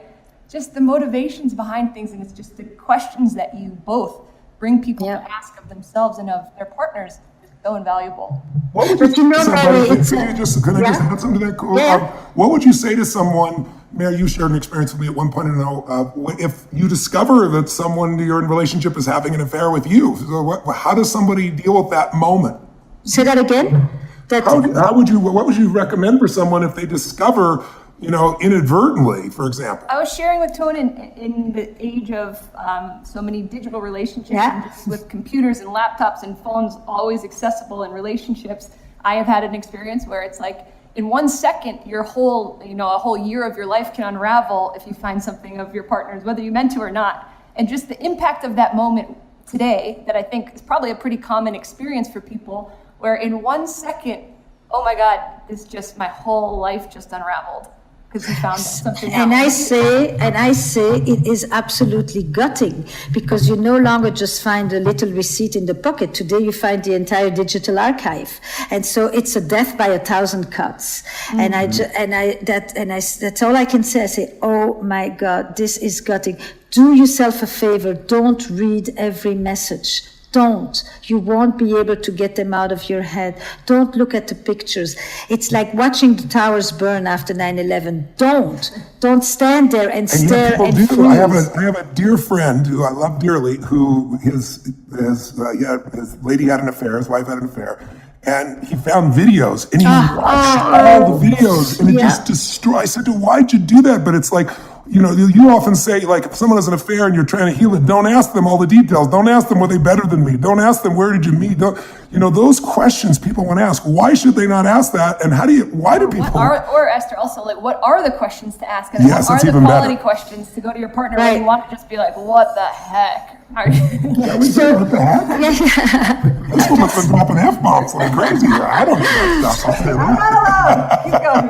Keep going. So What do you suggest? Somebody discovers this. What should they do? What should they communicate? How should they deal with it? So the first, it's a lot of different things, and part of that is actually where the podcast comes in. The podcast was really, it's a lot of things for the podcast, but because I for the first time opened the door of couples therapy. Nobody actually knows what goes on in the antechamber of a couple's lives. That's the whole thing, and couples have, and nobody talks about this. So I wanted these conversations to become public. For a long time, the wise person sat in the center of the square, and now they're sitting in some office with closed doors. And to open those conversations again is to bring the wise person back into the village, in the middle, and have the windows open up. So what I say is, what do you know so far? What do you know? Do you know the person? Have you wondered about this? Are you surprised? Have you been suspicious? This is a bucket here. They're not in order. Have you been suspicious of this? Has there been any signs for you that you began to wonder, is something going on?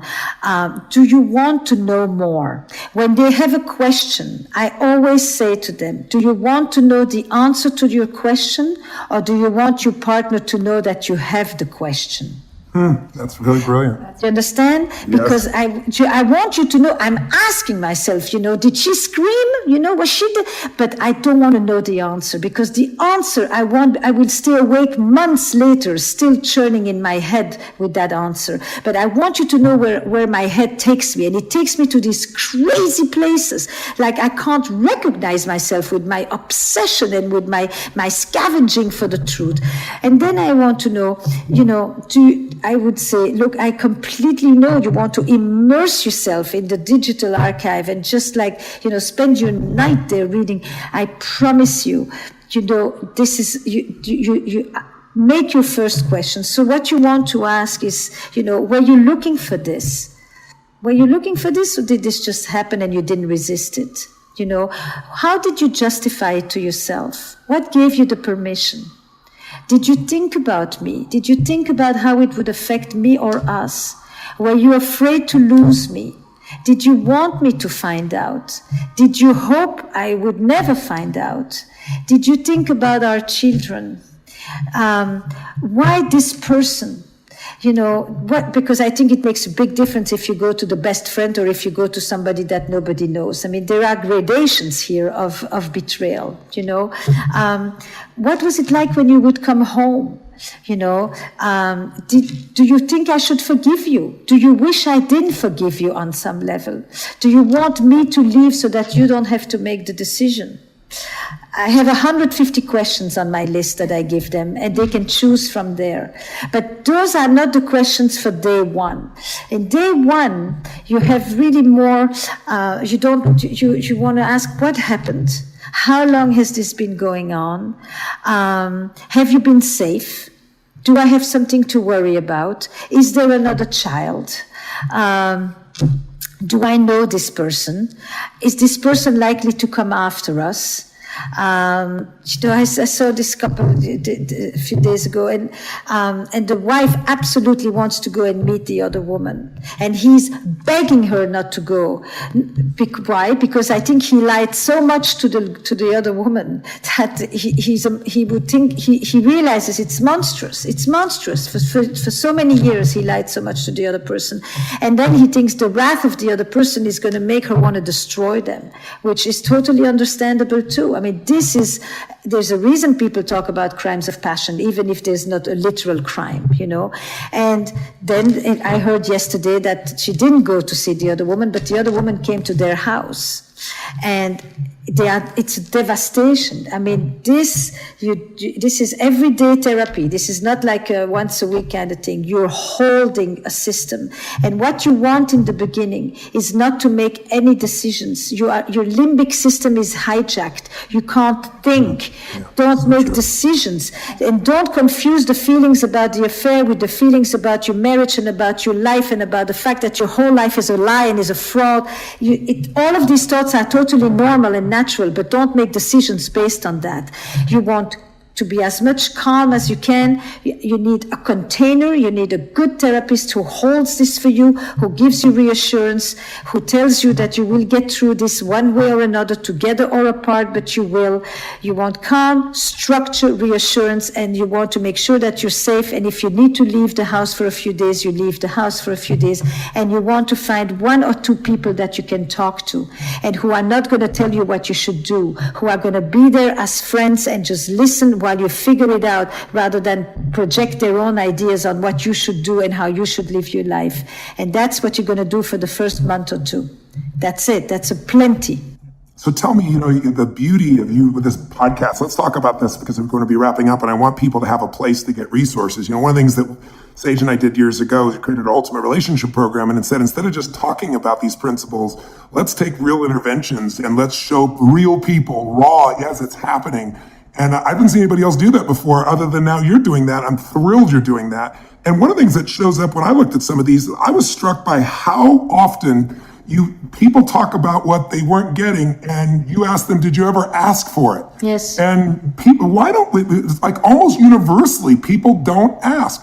I'm going to give you 2 questions. Why don't we ask, and then we've talked about this, what are the 2 or 3 things you must not do in this situation? What are 2 or 3 most important things to do in this situation? Then I'm going to lead you to the final question, which is, can real greatness come, goodness come from healing an affair? Yeah. So,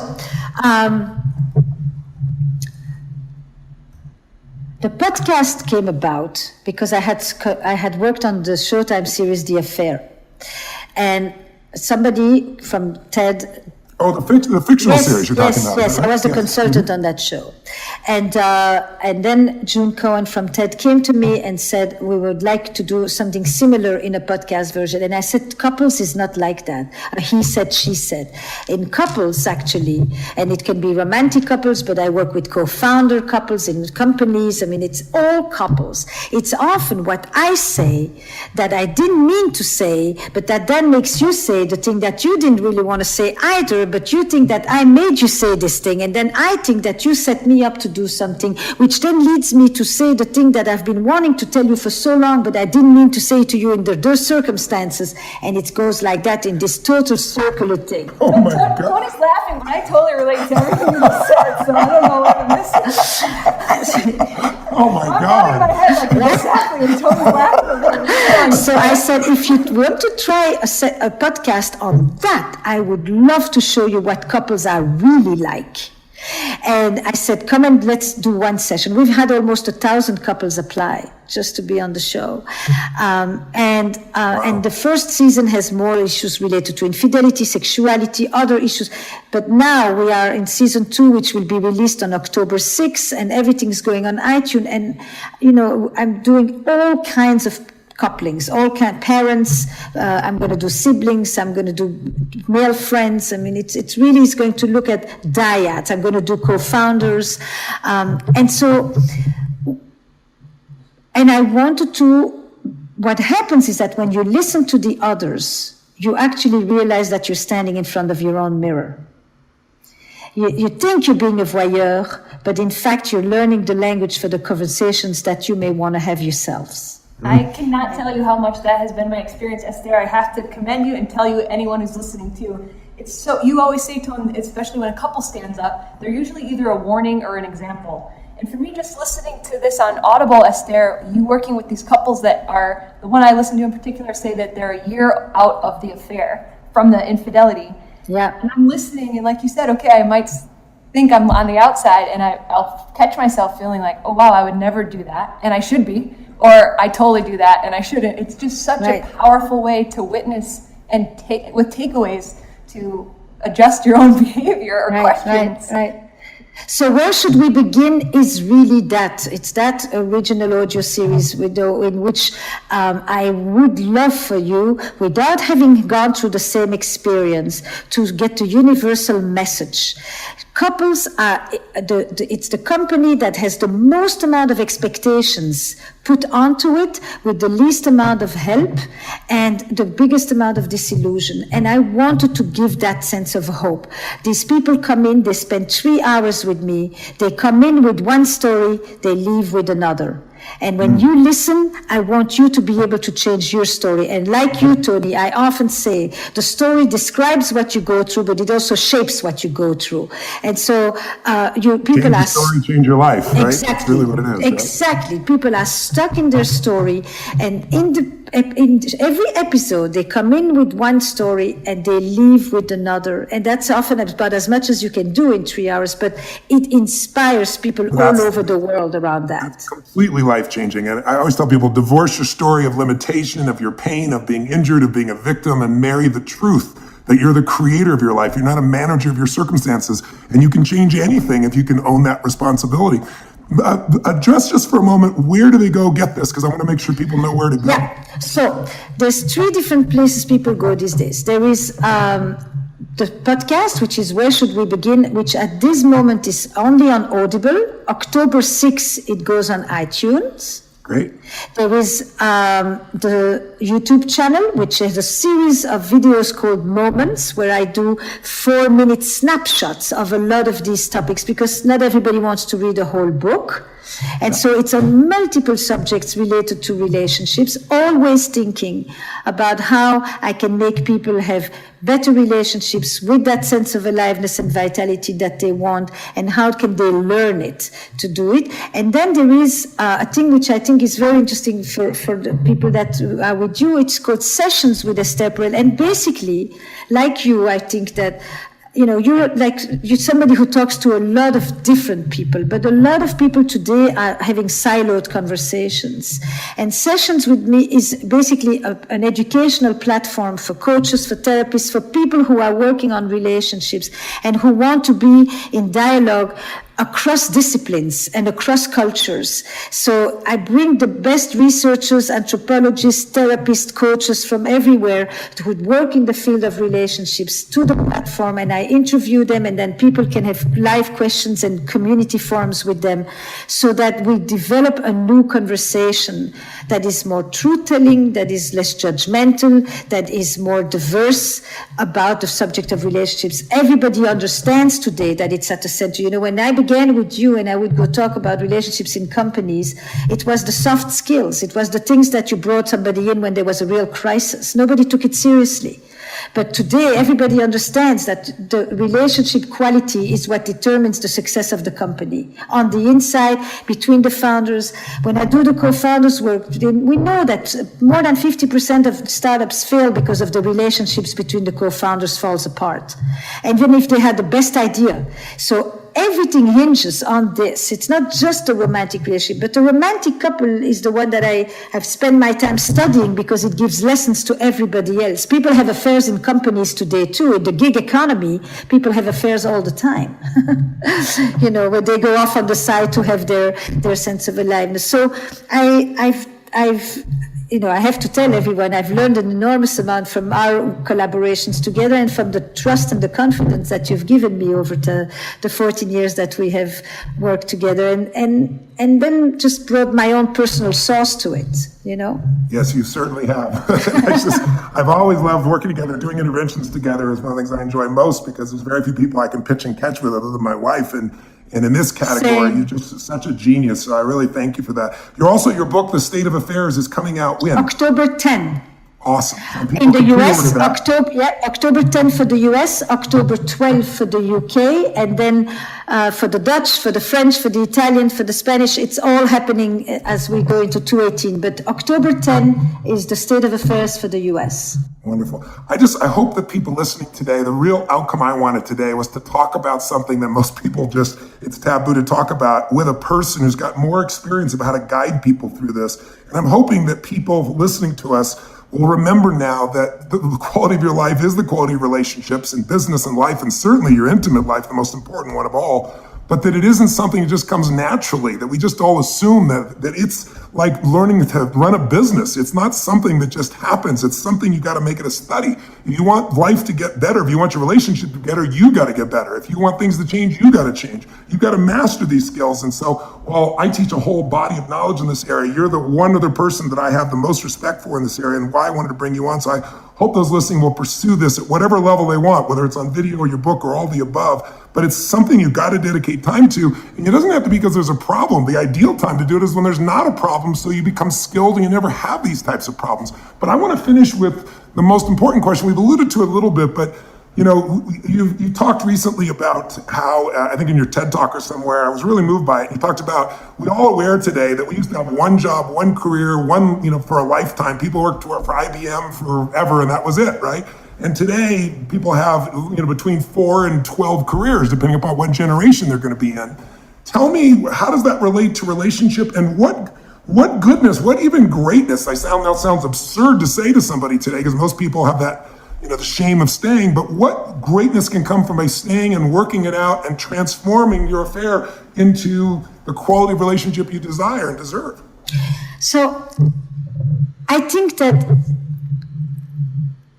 the question that you asked before, you know, what have I done? What has been my contribution? How have I invested in maintaining a meaningful, passionate or alive or fun relationship with my partner? Have I done my part? Have I shown up?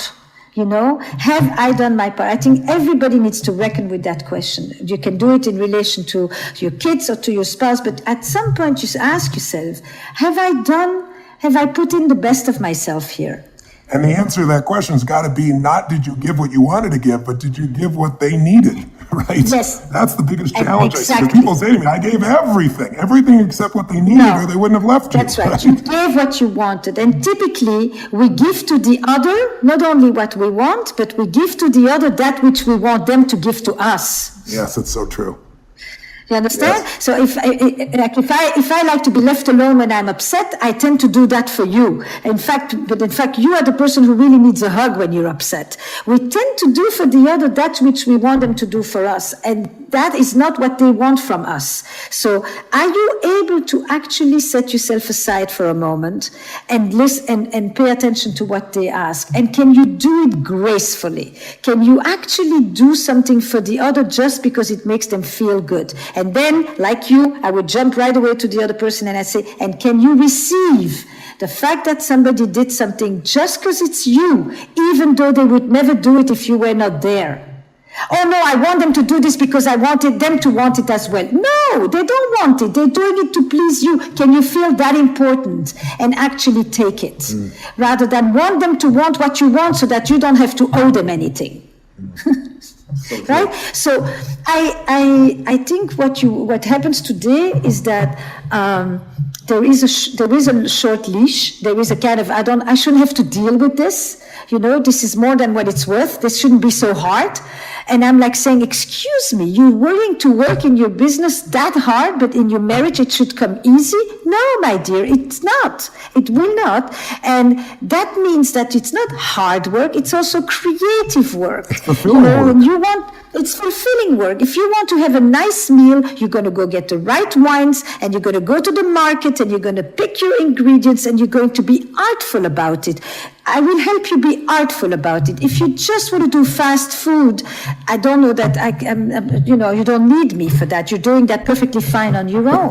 But you will, but you will look like you look, and you will feel like you feel. If you say, I want something more, you have to invest in it. And I ask, people will read books about business, people will read books about investment, people will read books about which boat to buy. But if you ask them, when's the last time you actually read a book about how to be a better lover? Whoop, nothing. And I'm like, excuse me. And you're surprised? And bring the best of you, and then we will start having it. Then we have something to talk about. And I'll help you get the best of you and put out the most of you when it comes to your relationship, so that you will not lie there and know ultimately when you reckon with your truth that you just did it half-assed, that you tried to get away with it, that you did the bare minimum.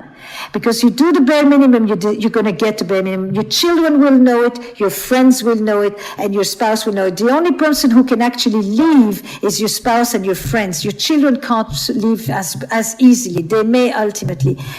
Do better. Show up. Show up. And I've never known someone who ultimately, when they do the right thing, feels bad about it. Yeah, no kidding. And wishes they hadn't. There is integrity. And passion, and what happens in passion, and this is a very interesting thing in affairs as well, is that while a person is lying to their partner, they often feel that they are for the first time experiencing truth with themselves. You've got these two things happening at once. It's like there they were. So I would say, stop being a pleaser, ask for what you want. And when you ask, you may have to accept a no. And you may have to accept that sometimes a person will be hurt by it. And then you will know that you really are fully invested in the relationship, that you're not just avoiding conflict. And in the end, you resent it, but you do what the other one wants, and you hope that you get your reward for having been good. Don't be good. What good can come? What good or greatness can come out of a healed affair? Tell me that, because you've dealt with so many and seen them. Tell me what's the beauty that can come from it if people stick it out and break through. It's your line. It's your line. What if the worst day of your life became the best day of your life? That's your line, right? It's exactly that. It's that day when you thought everything just fell apart. I mean, everything falls apart. You think, because it's one thing not to know your future and to know that the future is unpredictable, but it's another thing to suddenly question your past and to think that you can no longer rely on anything that you thought was, and you question everything. So from that place, when people really begin to heal and they rebuild, they actually become a new marriage inside this relationship. And it's not just they stay together because they don't want to split, and it's not they stay together and they never talk about it. It's they actually start to say, what can we learn from this? How are we going to turn this crisis into an opportunity? What does it tell us about the stuff that we let go by the wayside, the stuff we neglected, the laziness we took on, the complacency that became ours? And now they begin to really be intentional and diligent about it. And people will tell you, it's less when my partner cheated on me. It becomes when we had a crisis. 10 years ago, we had a crisis. It becomes a we crisis, and it becomes our crisis, which we took as an opportunity to say, you know what, I really like this person, but our relationship is in dire need of a tune-up or a complete new piece. And we worked on this and turned it around. We became attentive to each other in ways we had never been. We changed the power dynamic. We changed the financial issues. We changed the sexual relationship. We started to listen to each other in a whole different way.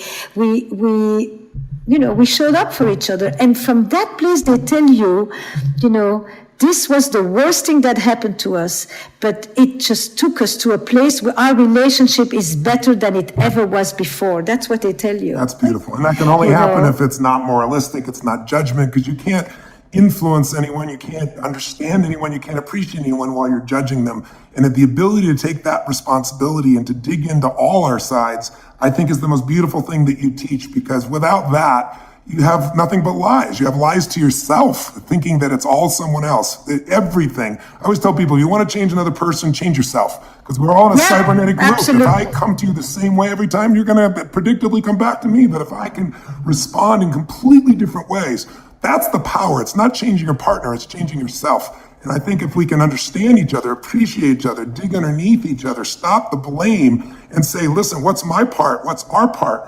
And I love this we crisis. Boy, that is beautiful. And those couples, I've met them too, their relationships are stronger. It's the old, burnt out metaphor, but it's been said so many times because it's true. It's like a part of your body. When the bone breaks, where it heals becomes one of the strongest bones in the body. The same thing happens with the relationship with this nature. And I'm so glad that you are doing this work and putting out your book and giving people this vision, because too many people are hurting too deeply, and they're looking outside themselves for coaching from people that also don't know how to find the answer. It's like I always tell people, you don't want to go to a doctor that's ill, somebody that smokes, somebody's broken up, tell you what to do, or go to a psychiatrist that's, on Prozac. And people do it all the time, or go to somebody who's, broke financially, but they're giving you financial advice. It's like, this is the beauty. You've really studied the best patterns out there, and you've brought the truth to people, and the truth can set everyone free. So I hope people are inspired by this session. I'm excited to see you. We're going to see you again in Maui here with our platinum partners in October. So I'm looking forward to that again. Yes. As we're going to leave, is there anything we've not shared that you want to leave as a final note? Because I know I got you on your airplane here. I think I've taken you over your time. I don't want you to miss your flight. So I'll add two things that are important in this remake, but it's all in the book as well, is this. When you ask a question, don't go for the sordid details. Don't ask the detective questions. Ask the investigative questions. Ask the ones that help you understand who your partner is and what this will represent for the two of you. That separation is so crucial. It doesn't matter how many orgasms the other person had, or if the scarf cost 300. It's bad. That's it. It will be worse than what you thought anyway. Don't worry about that. So I can tell you, and no matter what you ask, there is more. There is more that you will never know, always. Trust is a leap of faith. Trust is an active engagement with the unknown. This is what happens when you meet a partner in the beginning, and this is what happens when you rebuild a relationship after an affair. You trust as an active engagement with the unknown. That's a Rachel Botsman quote, a great woman who talks about trust. And the second thing is, and now I forgot what the next thing was going to be. Well, think of I'll plant a seed while you're thinking. I always tell people there's two forces, fear and faith. What's the difference? They're both imagination, because nobody knows what the future is going to really hold in any situation, right? You do everything right, and the person you love could die. You could be caught in an accident. You could be killed. You could have cancer. But the difference between fear and faith is they're both imagination, but fear is imagination undirected, where you let the environment run you. It's like weeds. It grows automatically. Faith is deciding to be certain, even though there's no evidence. And we're born with faith. It's not a learned skill. You can learn it as well, but I always tell people, how do you drive down a freeway, or not even a freeway, how about a road where there's nothing but a yellow dotted line to divide you from crazies that are going at you at 60, 70, 80 miles an hour, and every single day people get killed. Every single day somebody falls asleep or they're drunk and they come across the line. So how do you leave the house? Because you're born with faith, because without faith, there is no future. Without faith, you'll never have what you desire. Without faith, you'll never be able to create anything. And creating faith in the middle of uncertainty is what leaders do. And people that listen to this type of podcast are those types of individuals. So I'm calling to them, saying, bring the certainty that you use in sports, or use in business, or use to lead, or use with your children. Bring that to this situation, and you can make it stronger than it's ever been before. But if you allow fear to dominate you instead of faith, then there's nothing that's going to make anything last in your life long term. You'll just leave this relationship only to find yourself in a new bag of challenges in the next one, or finding yourself alone because you're afraid to re-engage. Beautifully said. And I love our conversations, and I want to continue the conversation with all of the people that are listening to us here today, and that means you find me on all the social channels as well. I think that this is a time in the world where listening has become crucial, because people are not listening to each other nearly enough, and everybody is talking pretty much in echo chambers. And listening to your partner at a time when things are the most polarized is your biggest challenge. But when you can do that, you have really demonstrated your ability to enter into the shoes of another person. And there is nothing bigger to expand yourself than the ability to also be able to stop thinking about yourself for a minute. It's kind of the both end. You want to be able to tap into yourself, and you also on occasion just want to, when somebody tells you something, don't answer, just ask another question. Just be curious for a minute. It'll make you more humble, and it'll help you with the fear of the unknown and the uncertain. It's I couldn't have said it better. So it's a treat. We'll be in Maui together, me via screen this time, but we'll still be there. Yes. And I would love to continue this conversation with everybody involved in every of the mediums that the world is affording us these days. I'm sure they will, and I'm really grateful we've had this conversation. I hope everyone listening really thinks about a relationship is not a place to go get, it's a place to go give. Certainly you want to receive there also, but if your focus is on giving, you'll be lit up. You know, what we give, we get to experience. What we hold back is what destroys any relationship. And holding back Tony, love is the worst thing you can do to yourself. When you think you're punishing someone else, you're really just punishing yourself. And I think that's the biggest mistake in relationships. And if we can reconnect to the heart of the giver inside of us, then we become more lovable because we are nothing but love. And it's really hard when it's real, unconditional love for anyone to turn their back on it. So your greatest gift, your greatest strength, and your greatest protection from the pain you fear is to go deeper into the love and giving instead of pulling back and evaluating and limiting and making it a transaction. What were you about to say? You know how I was good? No, it makes me think of a line that I sometimes say to my couples. I say, you know, your partner never belongs to you. At best, he or she is on loan with an option to renew. So make yourself worthy of renewal, for God's sakes. Exactly. Esther, we love you dearly. Thank you for taking the time with us. too. Enjoy your flight. We'll see you. We'll be talking to you in October in Maui with our plats. Wonderful. Big kiss to both of you. Bye-bye. Bye-bye. Bye. The Tony Robbins podcast is directed and hosted by Tony Robbins and Mary Buckheit. Carrie Song is our executive producer. Strategy and distribution by Anna Jorg and Tyler Culbertson. Jamie Carvajal and Adriel De La Torre are our digital editors. Copyright Robbins Research International.